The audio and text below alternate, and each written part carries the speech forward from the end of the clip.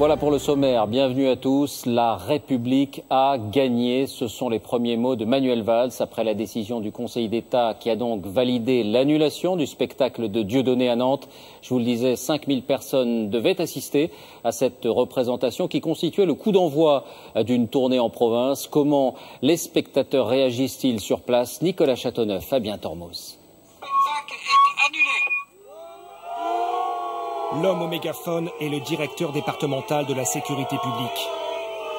Jean-Christophe Bernard se fait accueillir par des sifflets et des cris. La tension monte brutalement autour du Zénith. Les forces de l'ordre doivent rapidement protéger le haut fonctionnaire. Et dans la foule, la Marseillaise retentit.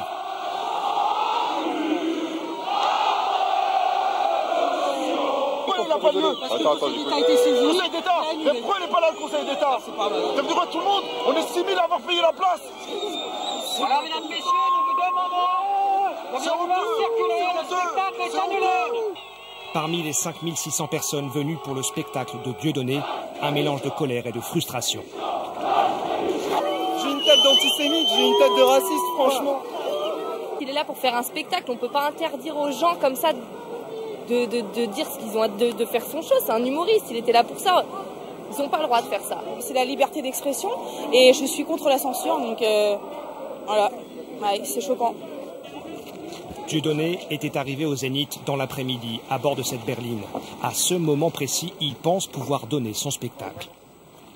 Ce soir, il ne s'est pas encore exprimé. Mais à l'extérieur, plus de 200 policiers et gendarmes sont déployés pour éviter les débordements. Bonsoir Anne Charlottinet, vous êtes en direct sur place devant cette salle de spectacle. Quelle est l'évolution des choses là-bas?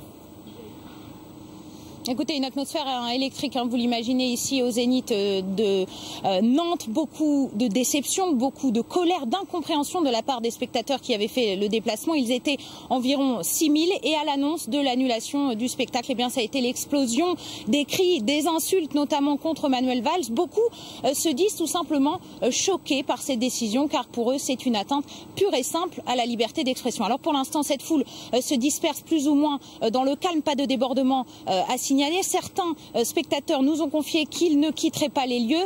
Il y a environ une vingtaine de cars de CRS qui sont prêts à agir et à les déloger si besoin. Quant à Dieudonné, il est pour l'instant, selon nos informations, toujours à l'intérieur du Zénith. On ne l'a pas vu sortir, mais évidemment, on reviendra vers vous avec plus d'informations. Merci Anne-Charlotte. On vous retrouvera effectivement à la fin de ce journal, puisque si certains spectateurs s'en vont, d'autres continuent à arriver en ce moment même. Rappelons que la représentation devait démarrer à 20h30, donc dans quelques minutes. Cette décision du Conseil d'État est venue clore une journée riche en rebondissements, c'est le moins qu'on puisse dire. Quelques heures auparavant, en effet, le tribunal administratif de Nantes avait suspendu l'interdiction et donc autorisé le spectacle avant d'être démenti. Arnaud Comte avec notre bureau à Lyon. La décision a été prononcée peu avant 19h à Paris. La plus haute juridiction administrative du pays, le Conseil d'État, a finalement confirmé le maintien de l'interdiction du spectacle de Dieudonné. 4 heures plus tôt, en début d'après-midi à près de 400 km de là, à Nantes, l'avocat de Dieudonné brandit fièrement l'ordonnance du tribunal administratif. Il vient de rendre une première décision. Mesdames et messieurs, j'ai le très grand plaisir de vous annoncer que tout à fait contraire. Aujourd'hui, le spectacle de Dieudonné va se tenir ce soir. C'est un échec pour le ministre qui a voulu interdire l'artiste. Aujourd'hui, c'est la consécration de la liberté d'expression. Quelques instants plus tard, à la sortie du tribunal, maître Jacques Verdier est au téléphone avec son client. Alors là, il y a 50 journalistes autour de moi qui écoutent notre conversation avec des micros. Donc voilà. Je te laisse. Il est 14h passées. Dieudonné ne commande pas la décision. Cette fois, aucune conférence de presse. Mais ce message posté sur son compte Twitter, directement adressé au ministre de l'Intérieur et à son public. Au même moment, Manuel Valls en déplacement en Bretagne sait qu'il vient de perdre un premier bras de fer. J'aurai l'occasion de réagir tout à l'heure, pas dans ces conditions. Merci. Mais le ministre contre-attaque immédiatement devant le Conseil d'État, dont la décision est saluée ce soir par certaines associations antiracistes. elle représente surtout l'impossibilité pour Dieudonné Mbala de poursuivre ses diatribes antisémites. Et pour nous, c'est le but qu'on recherche. C'est le seul but qu'on recherche. On n'est pas des fanatiques de l'interdiction des spectacles, mais en tout cas, ce qu'on veut, c'est que ça cesse. La tournée de Dieudonné comprend une vingtaine de dates un peu partout en France. Le Zénith de Nantes devait accueillir la première représentation.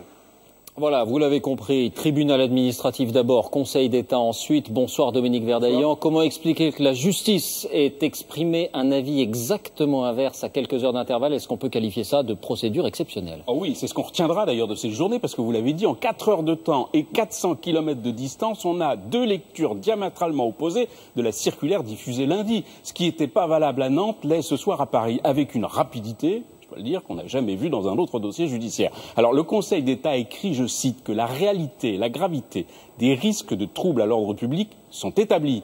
Pour le juge, on ne peut écarter, je cite toujours, le risque sérieux que soient portées de graves atteintes à la dignité de la personne humaine. C'est une décision importante à plus d'un titre. D'abord parce que jusqu'à présent, les jugements administratifs avaient toujours été favorables à Dieudonné. Ensuite, évidemment, elle donne le là à tous les tribunaux administratifs qui vont être saisis pour les autres spectacles de la tournée.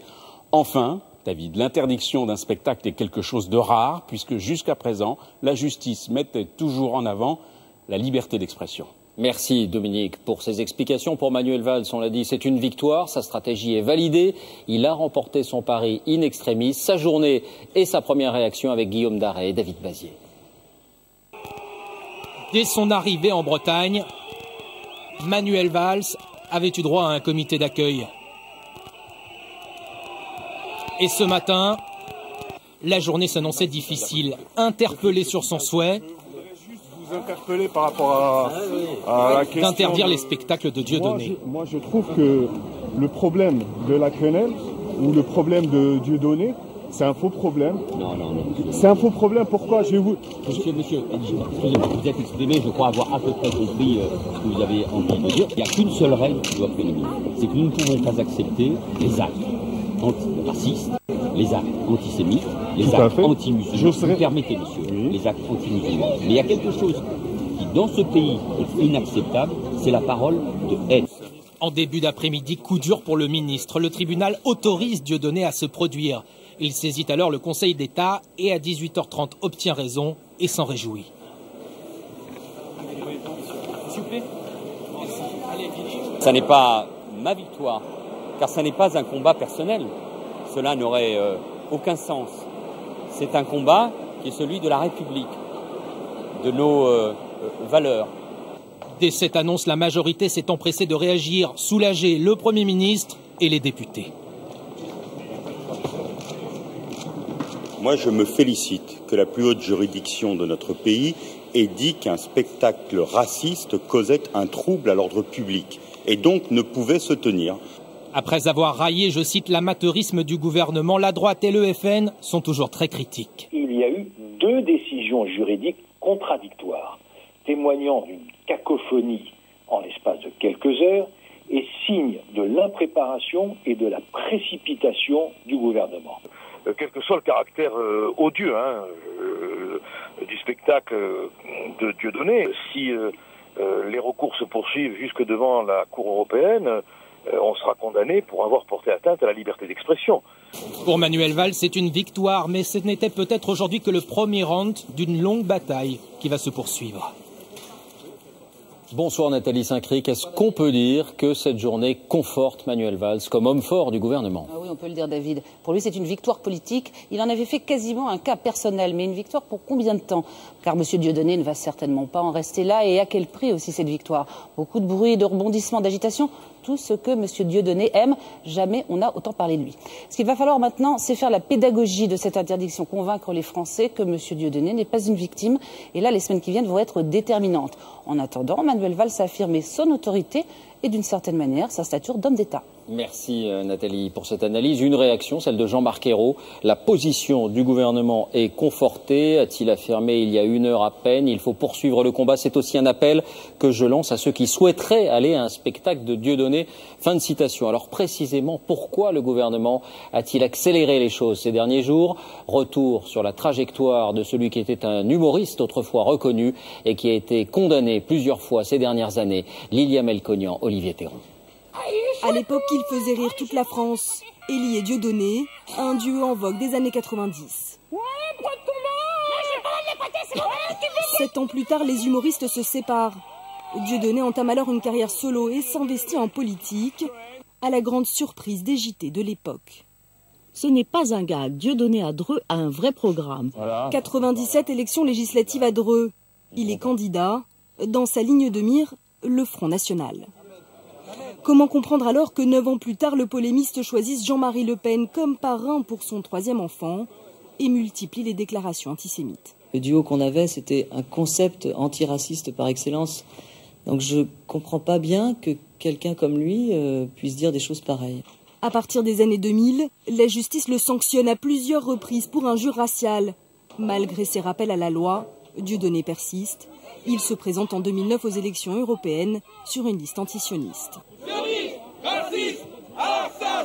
La provocation s'avère payante. Dieudonné et sa compagne Noémie Montagne mettent alors en branle une entreprise familiale, les Productions de la Plume.